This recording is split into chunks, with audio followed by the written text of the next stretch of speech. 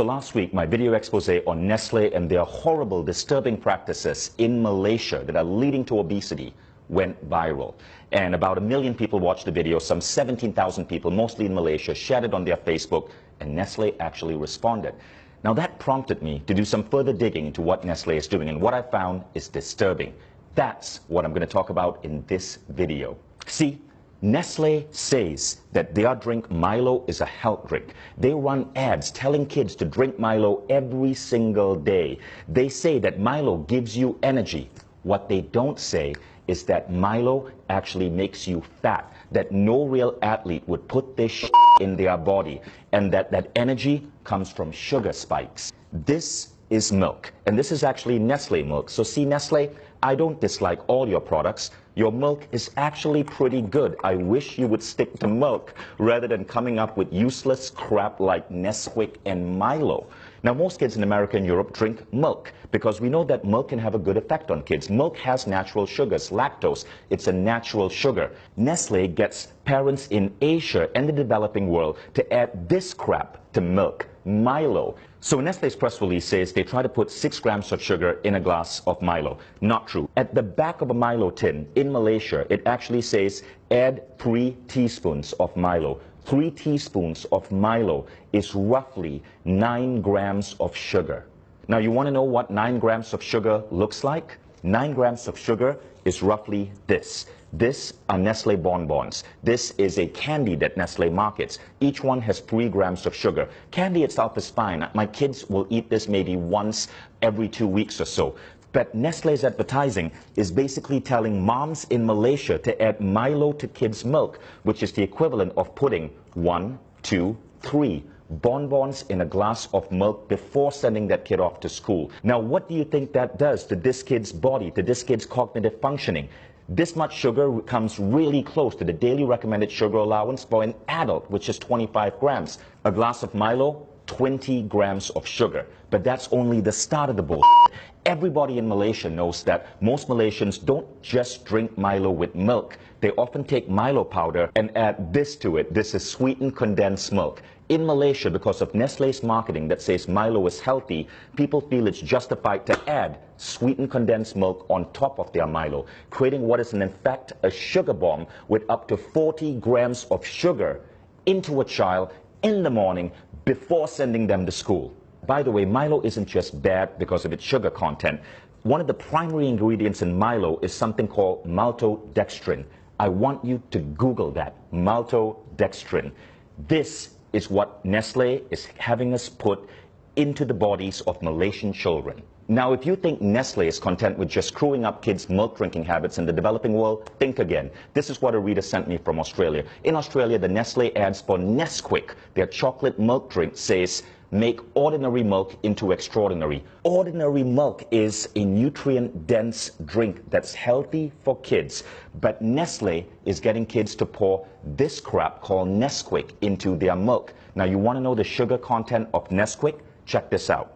In 11 grams of Nesquik, there are 8.8 grams of sugar. That's 80% sugar, which is why in Britain, the government banned Nestle from advertising Nesquik as a great start to a child's day. Now, it would be disturbing enough if Nestle was simply, as a massive food company, screwing up the way kids drink milk, but they're also screwing up breakfast. So this is a breakfast cereal from Nestle called Strawberry Minis, right? Strawberry Minis, there's a picture of a strawberry here. It looks healthy in every way, but then you read the ingredient label. And by law, Nestle has to list ingredients in order of most common. Here's the ingredient label for Strawberry Minis. Number 1 ingredient, sugar. Number 2 ingredient, palm oil. Number 3 ingredient, glucose syrup. Number 4 ingredient, maltodextrin. Number 5 ingredient, cornstarch. Number 6 ingredient, salt.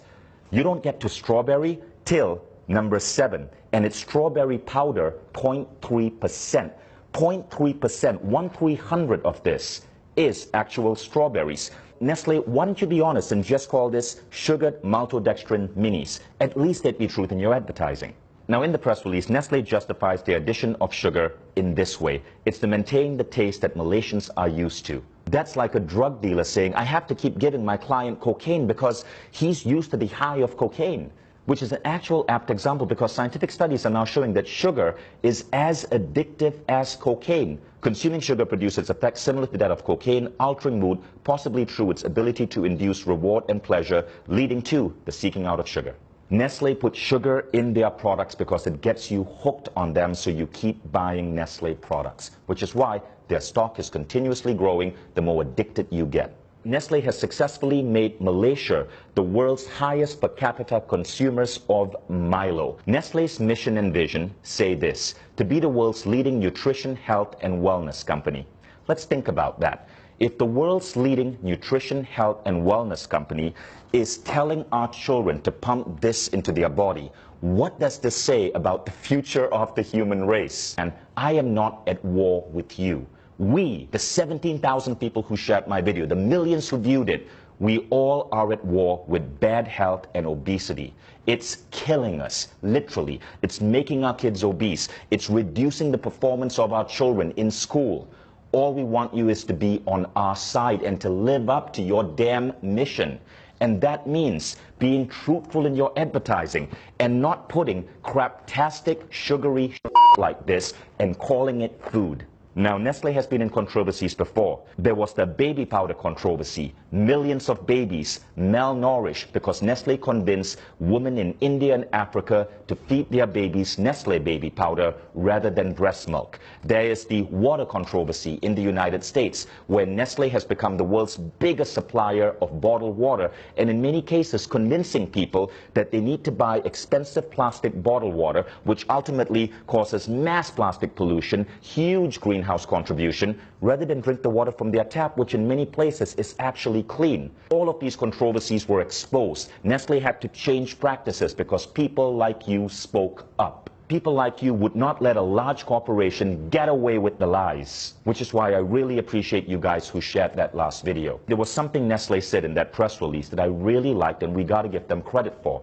They said, in line with the ever-evolving needs of our consumers, we continuously make efforts to produce healthier and tasty products. You know what this means, people of Malaysia, Australia, Indonesia, the Philippines. Nestle says they're listening to you, so make your voices heard. Share this video, dub this video in your native language. You can even take the script from this video and the previous video, act it out yourself, put it up on your YouTube channels. You get the views. Share it with your friends on WhatsApp, share it on Facebook, spread this video. Nestle says they are listening to you. Let's see if that's true or it's another Nestle lie. Thank you all in advance for sharing this. And Nestle, I look forward to your next press release.